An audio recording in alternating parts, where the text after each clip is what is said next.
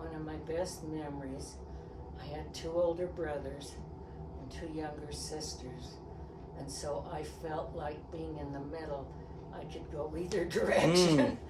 And so I think I was closer to my brothers and to my sisters than they were to each other.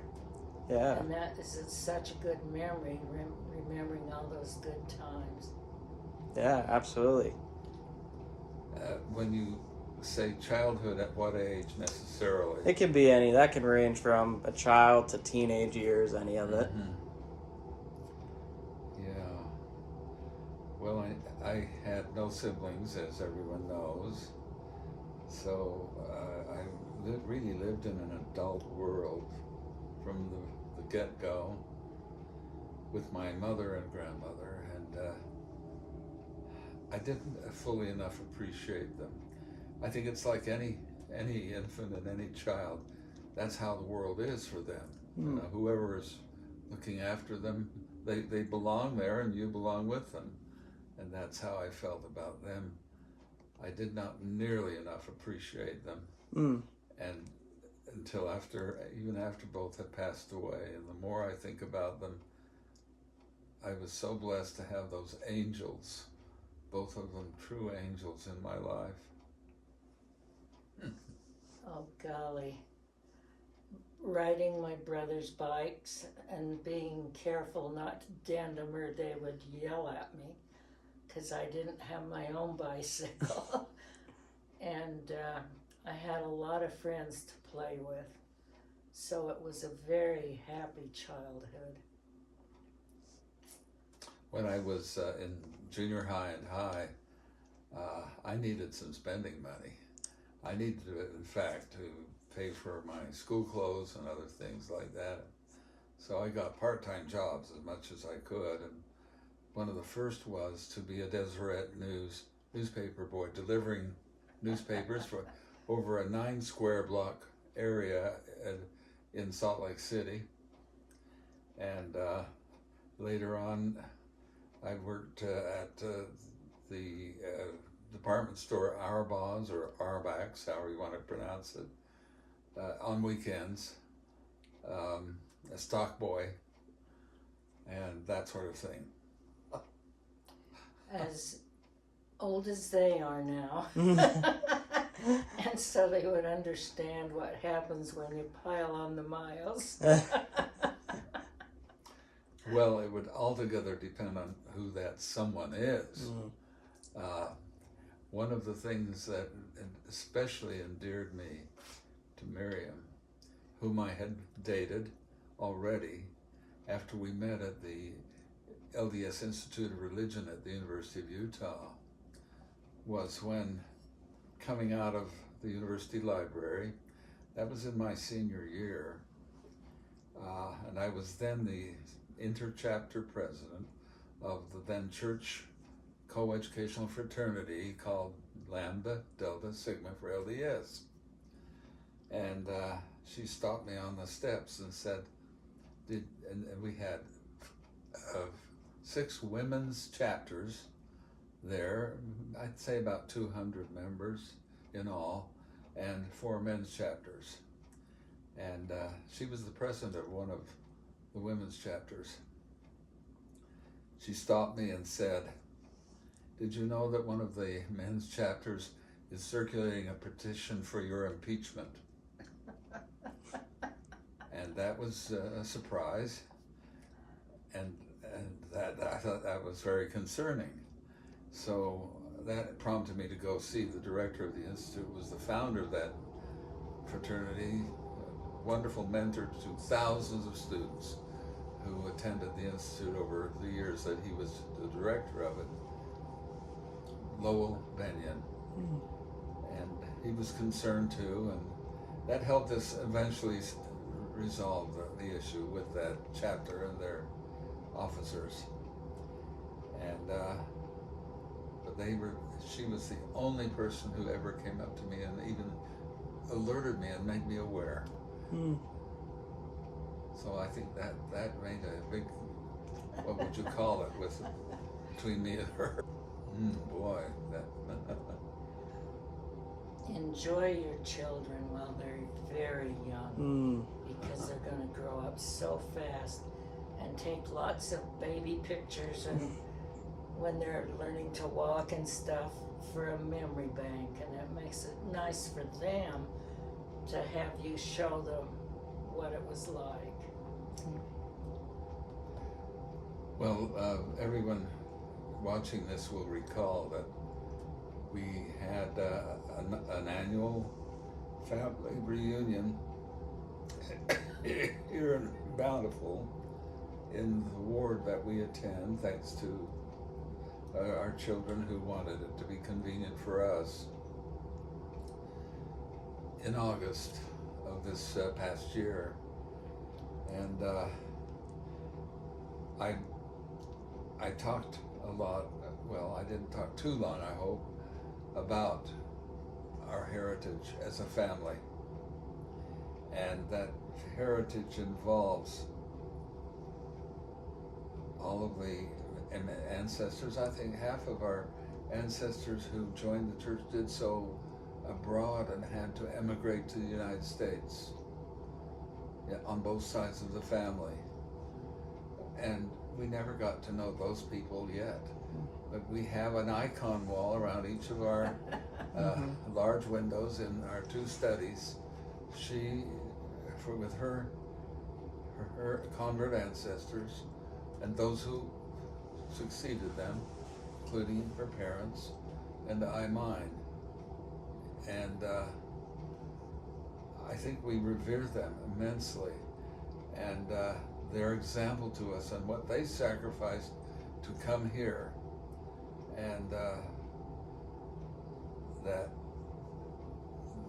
we have been very blessed by that heritage, which happens to involve their conversion to the restored gospel and Church of Jesus Christ. And that is a foundation that we are both immensely grateful for in our lives, and we would wish that for all of our posterity as well. Gosh, reading was number one. And it was always fun when someone would say, "Oh, you've got to read this novel," you know, and you had something in common with them. And I had a lot of playmates because I grew up in Devil's Slide. It was a company town with 2 rows of houses.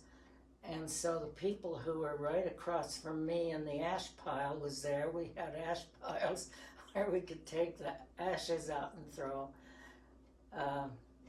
Everybody was close, and you called everybody aunt and uncle, whether they were or not. And then when you got older, you were so disappointed because they weren't your real aunt and uncle. Did you have a favorite book or any specific genres that were your favorite? Well, other than reading anything I could find, I had a lot of cool friends my age. And I think that, in the same socioeconomic class, which saves a lot of problems, because you both know where the outside comes in. And I went to school it was the first 3 grades in our chapel. They let us do that. And so we all were very close, and every kid knew every other kid and where they lived, and I used to call all of them aunt and uncle. Yeah, but she had a wonderful English teacher when she attended high school in Morgan. His name was Mr. Stewart. And he was very serious about serious literature, and Miriam picked up on that from him. I think he was a very important influence on the very good. Yeah, he was a catalyst. Good books that she ended up reading. Yeah, and she would even do this at night. She tells me when her mother expected her to go to sleep, when she went into her bedroom, she would put a rug under the next to the door at the bottom, so that her mother wouldn't see she had turned her light on to do some more reading. She was the real bookworm in that family. And so we had that in common when we met. Mm. And it ended up in our common interest in plays. Well, the cons are certainly that I missed what most everyone else I know, including all of our children and grandchildren that I can think of, practically, had, and that was the association of peers their age, with even in their own families. I didn't miss it because I didn't know it. There was such a world. So, I was content with what I had, but I did crave for that association, and that's one reason I think I was so drawn to cousins my age. Oh my goodness. That is very hard, because I've been to a lot of great places in Europe, but I think one of the greatest places as a child was to go to Temple Square, because my mother's mother lived very near there. And so whenever you were in Salt Lake walking, you would always cut through, because it would get you closer to home. And I was also amazed, coming from a two-bit town, of the architecture in Salt Lake. You thought, wow, this is the big city. Yeah. Do you have a second choice of all the places you've lived? Oh, I think the biggest thing was who you're living with. Yeah. Makes a difference. And so wherever you lived, as long as you were together, the family was together, it was a good place to live. Well, that would have been true of Vienna, because we had the whole family with us then. That's right. Yeah. Oh, and we had all those co-eds and stuff, and you get to know all those college kids well, and they're just like your own kids. Yeah. What about you, Grandpa? Your favorite place you visited or lived? Well, together we had, I think, exceptional and very privileged experiences abroad, not only in Vienna, but at the Swedish temple, and even in Beijing, teaching English there at the Peking University for a full academic year. But for me, the highlight, and I think Miriam would admit this too, as far as otherwise living abroad, was St. Petersburg. Yes. The 3 years we... That was my favorite city. Yeah. In fact, I can to this day say that for me, as a result of my first mission headquartered in Berlin, Germany, 10 years after the war, in a sense, Berlin became meine Heimat, my homeland, as it were. But that was even more the case for the 3 years we served in St. Petersburg. Well, I had 2 older brothers and 2 younger sisters, and that would be a pretty big family nowadays.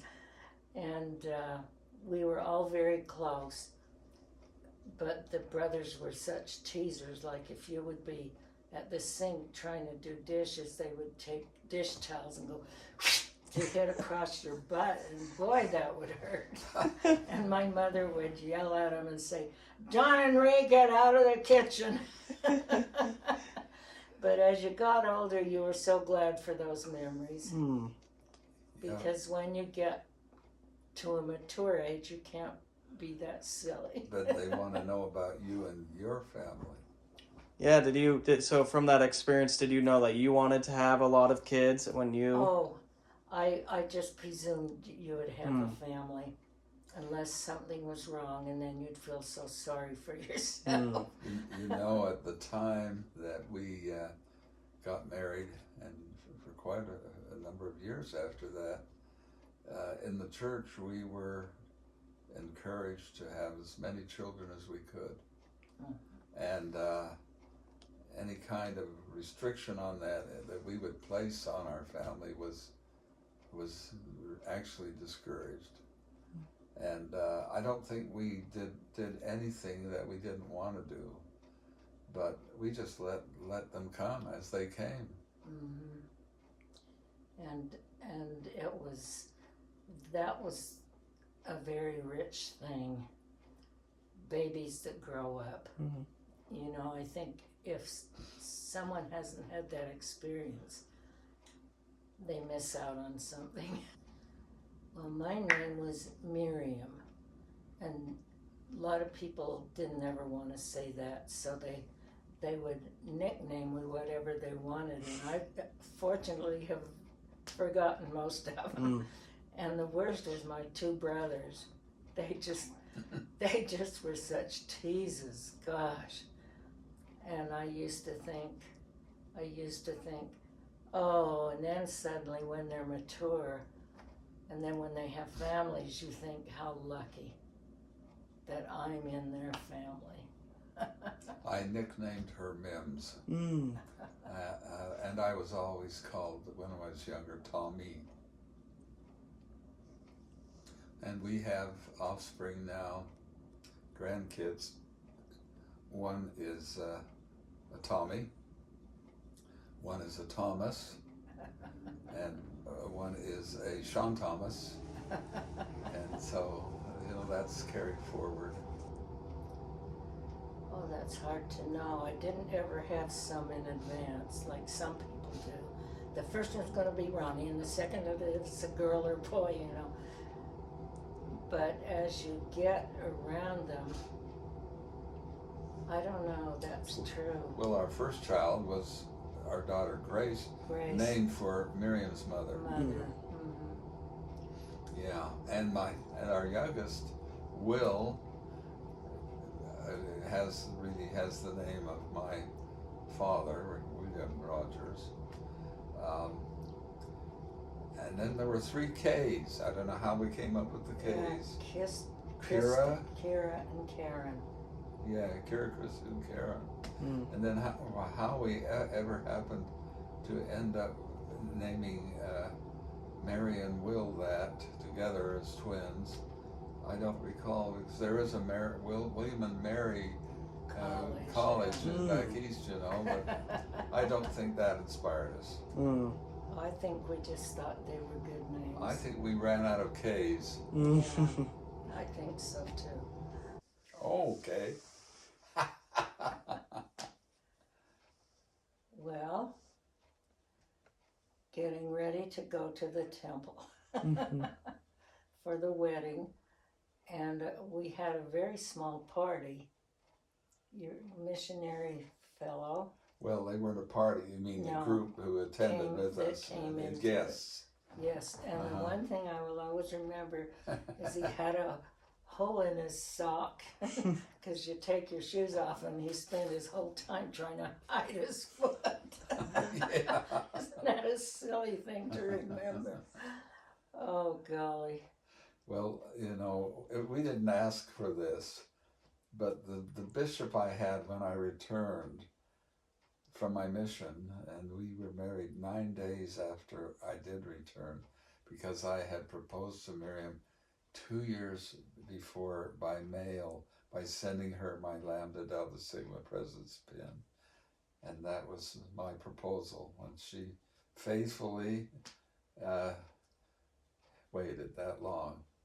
So anyway, the bishop that I came back to had been a fraternity brother in Sigma Chi at the University of Utah to one of the apostles at that point, and he was then had long been the spoken word with the Tabernacle Choir every Sunday as well, announcer.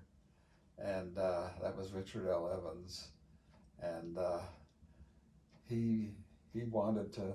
I don't know if he asked us, who would you like to marry you, because usually you don't get that kind of a question, but he went to Evans and he got him to marry us, and that was quite a memory.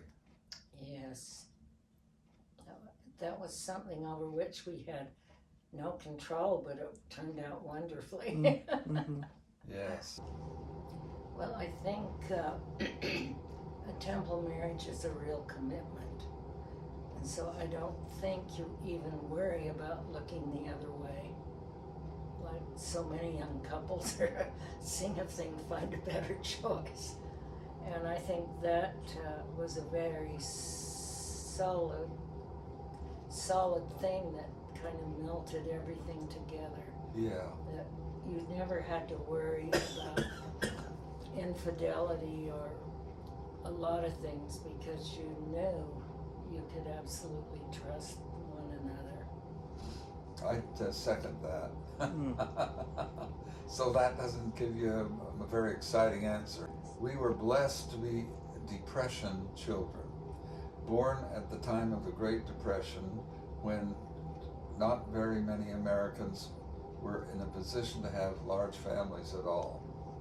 So that when we came of age, ready to go to school, to college, and then even to find work, we were in demand. There weren't enough of us in our age group. So it was easy to get scholarships and fellowships. Yes, I think of that now with kids and how expensive college is. And I think I had a tuition scholarship to the U, and I think tuition was only like $15 or something, but that was a great gift. And I had a tuition scholarship as well that covered, that as an undergrad. And for 8 years, which it took me that long to get my PhD, because I switched majors, and I had the luxury to do that because I got 2 successive fellowships, unheard of today. The first one was a Danforth Fellowship for people aspiring to teach on the college level with a religious background, and we were able to repeat the very generous bequest we got for 4 successive years to even where with a dependent allowance for as many children as we might have. Can you believe that, for living expenses? So we started to have our children right at the beginning. Then I transferred to Russian as a major and continued to work on that at Georgetown in Washington, D.C. And for that, I applied for and got a National Defense Education Act Fellowship in Critical Languages, Russian being the primary one during the Cold War, with the same benefits, repeatable for 4 years. Wow. So, that's I never paid a single dime for any of that tuition. I look back on that time period, and I think we haven't even made that clear to our children, because they would be so disappointed in how it is today, thousands of dollars. Yeah, I ended up teaching there, was quite unexpected. After I had earned a master's in Russian at Yale, I was so tired of being a student. I wanted to get into the world of work, and I was still contemplating government service using Russian. And I thought the best place to go to inquire about opportunities like that would be to be in Washington, D.C. So I got, of all things, crudely, an ESSO roadmap, which listed, for some reason, 4 of the institutes of higher education in the Washington, D.C. area, and I wrote each a letter of inquiry. I didn't even have their street address, but I sent that to them to see, do you have an opening or a position? I got 2 positive replies, one from Gallaudet. Well, I found out in time that they teach to the deaf and dumb. I wasn't prepared to teach Russian, but they had somebody who did and who was on leave, and I could take his place. Well, I was on sabbatical only. Well, no, thank you. And then Howard replied, and I came down for an interview, and I discovered, I think only when I walked on the campus, that it was the Black Harvard of in the United States, and the chair of the Germanic and Slavic Languages Department was a very kind man, himself, of course, black, from a very aristocratic black family in D.C., who had a doctorate from the University of Hamburg in Germany. And he prided himself on the fact that they had a few token non-black professors here and there, and particularly in his department. We had some people with who were from Europe themselves. There was a Catholic priest in the faculty somewhere else, and he prided himself that a token Mormon would be there too. So that's how we were viewed by him, at least. And it was an Uncle Tom school, for sure. It had been funded by Southern senators contributing, to its founding. And so they had control of things. And it was at the time of civil rights. And a number of my students would be absent, campaigning for that. And so I became aware. It was during the Kennedy assassination, etc. And so Lyndon Baines Johnson, then president, and others in the Congress passed the Civil Rights Act. And I when I finally left to come back and teach at the University of Utah, I thought, oh, we solved the problem for the blacks. No more discrimination, no more racism in America. Very mistakenly. But, I was well enough accepted. They did want me to move to D.C. We bought a home. We were able to do that on the salary I had there and my other fellowship. When I went to Georgetown for evening classes, we bought a small home in Hyattsville, Maryland, on the border of D.C. And so they, after we bought it, in fact, they wanted us to move into D.C. like all the rest of the faculty, because there were covenants made still by white populations where blacks could not own homes, and that was true where we settled. And I had read in the newspaper enough about, sadly, the crimes committed in D.C., including the abuse of women. And we had 3 daughters by then, and Miriam, and I didn't want to have them be at all liable or targets for that sort of thing, and so I refused to move there. One thing that I didn't mention that I always thought was so funny, when we finally bought a home in Hyattsville, Maryland. Maryland, yeah, and drove up, and we had these 3 cute little girls. People came out of all their houses because they were expecting a black. That's what the guy selling it is. He was going to sell it to a black professor. Well, that's because they assumed, the neighbors assumed if it was somebody who taught at Howard, he'd be black. He'd be black, and that made him mad at them, and so he let them think that. Oh. Yeah. But I just remember that welcoming. They ran over to the car and they were opening up the doors. Yeah. And these cute little girls were there, and they were just saying, "Oh, we're so glad you're here, and we're so glad you're our neighbor." We've never had a more friendly neighborhood. Yes, BYU. And we went there with some hesitation. We were back at our alma mater, University of Utah, I had taught there for 3 years. I was in charge of the Russian program, and we were content, except that suddenly that place to the south of us we did not know well at all. They sent up their red carpet, if you want to call it that. They were so eager to have me come down. Wined and dined. Yeah. Yeah, and even people in LDS church boards that we were acquainted with here in Salt Lake had a very dim view of the academic quality of BYU at the time. And that was partly because of the man who was then president. I won't mention his name here, but BYU did not have a very good reputation up here by hardly anybody.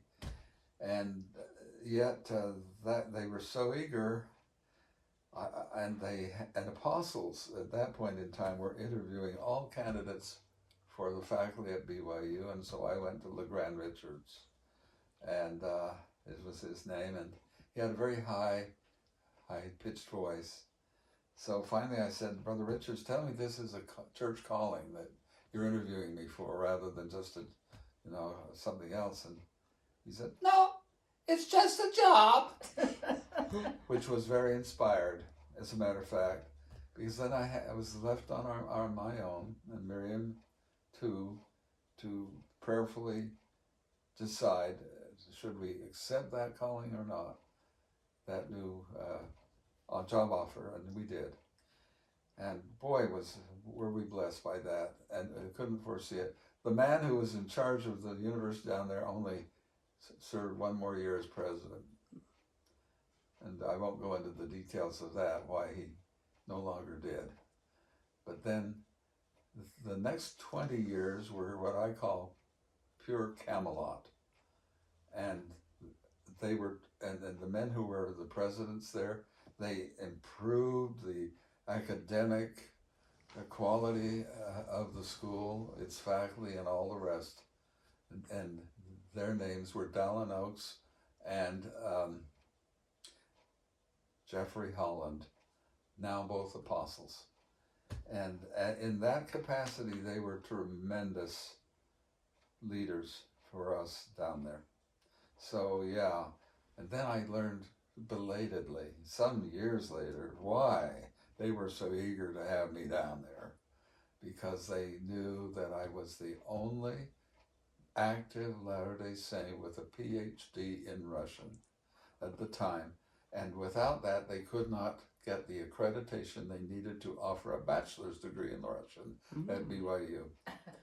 Wow, so you really paved the way for BYU's academics when it came to Russia.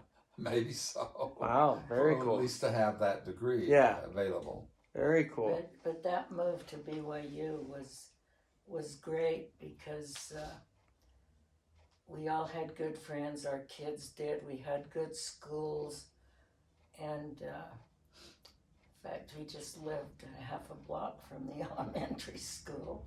Well, not only that, it influenced who a number of our kids ended up meeting and marrying. Mm-hmm.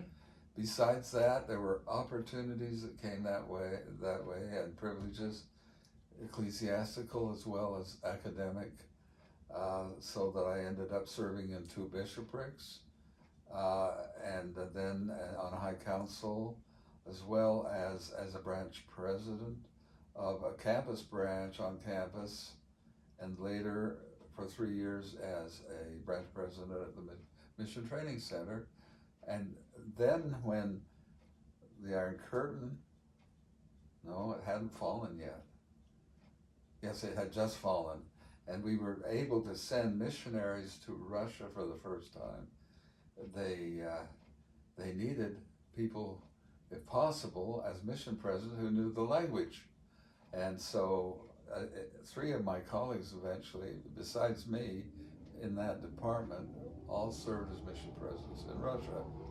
But that would not have been possible if we were serving in any other institution but a church funded one. Mm. And the church would clearly, gladly make that allowance to save a position one had on a faculty of one of its institutions of higher learning for 3 years till we returned. No other institution would have done that. So that wouldn't have been possible otherwise.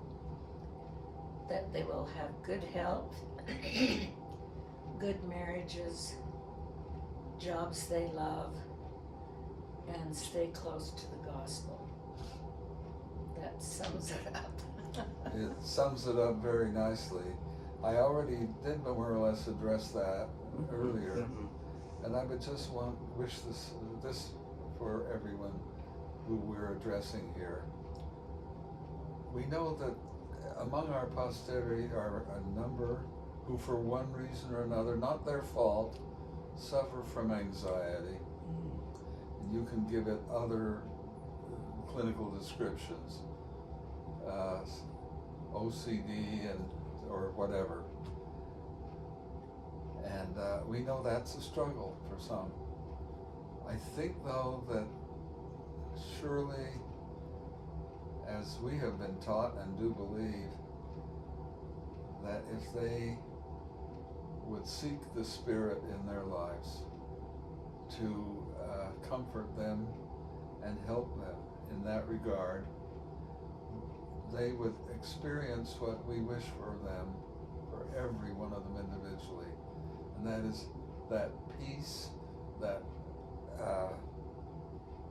surpasseth all understanding, the peace of mind that would make their lives more comfortable and joyful. And we ourselves, Miriam and I, know what has made the difference for us. We wish that for them too. Oh gosh. The people I've lived with. I think people who don't have a family miss out on so many things, because everyone in a family has a different character. You know, one thing that wasn't covered here is that if you love life, it's easy to live it, because you do run into people, and sometimes young people, that are so bitter and they don't trust anybody or anything, and you just think they're not ever going to be happy. I wanted to say this at the very end, and I'll say it now, and maybe you'll put it at the end. I mean it with all of my heart. First, I'm recalling when I studied Latin in high school, we were reading a little fable about a noble Roman woman who was admired for her jewelry. And when asked about that, the moral of this is, she said, "My jewels are my children." And I would say to those watching this, you are our jewels. Now, I've got two other versions of that, if you will. There is a phrase we hear often in the LDS Church, a marvelous work and a wonder. And I assumed it was from the Book of Mormon, but when I asked our granddaughter Jackie to help me verify that, that was true. It's from 2nd Nephi, but it didn't originate there. It's where Nephi is quoting from Isaiah, which was in the Nephite records. And it's almost, as I recall in the context, not of Isaiah saying that himself, but Jehovah saying it to him, that he will provide a marvelous work and a wonder for humankind. And that, of course, we view as the gospel, his gospel.